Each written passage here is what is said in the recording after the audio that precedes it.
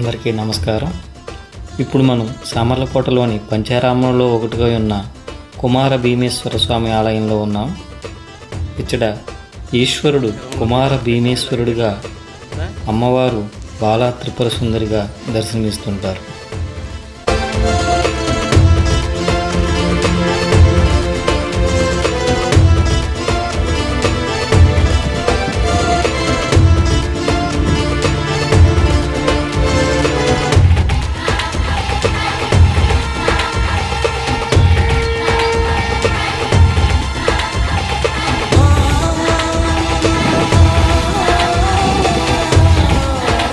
ఆలయంలోని మండపం 100 రాతి స్తంభాలను కలిగి ఉన్నది.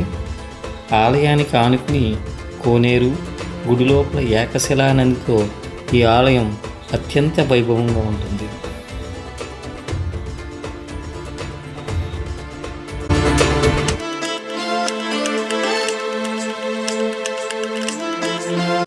ఇక్కడ శివలింగం 14 అడుగుల ఎత్తున 2 అంతస్తుల మండపంలో ఉంటుంది. నిర్మాణ సమయంలో ఈ శివలింగం అంతకంతకు పెరిగిపోతుంటే శిల్పులు శివలింగం పైన చేయల అంటే మేకును కొట్టారు. ఈ కథ స్థానికంగా వినిపిస్తుంది. మొదటి అంతస్తులో ఉన్న శివలింగాన్ని దర్శించుకున్న తర్వాత కింద ఉన్న లింగ పాద భాగాన్ని భక్తులు దర్శించుకుంటారు.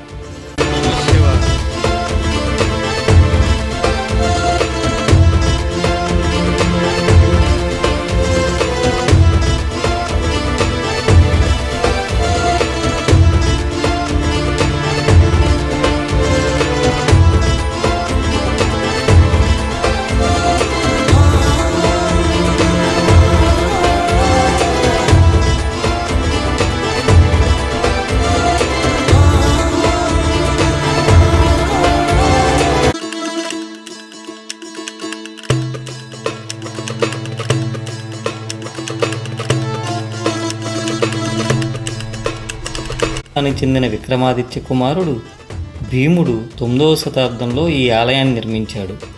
ఈ ఆలయంలో చాళుక్యుల నాటి శిల్పకళను గుర్తించవచ్చు. ఇచ్చట ఆలయానికి సంబంధించిన సమర్పించిన విరాళాల గురించి శాసనాలు ఉన్నాయి.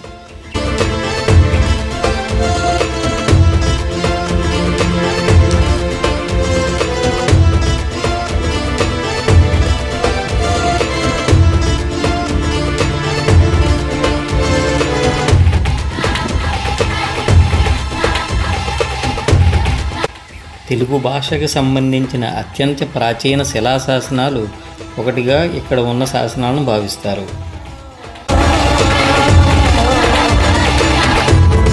భక్తులు భీమేశ్వర స్వామిని శ్రీ బాల త్రిపుర సుందరి మాతను దర్శించుకుని తరించాలని కోరుకుంటూ సెలవు.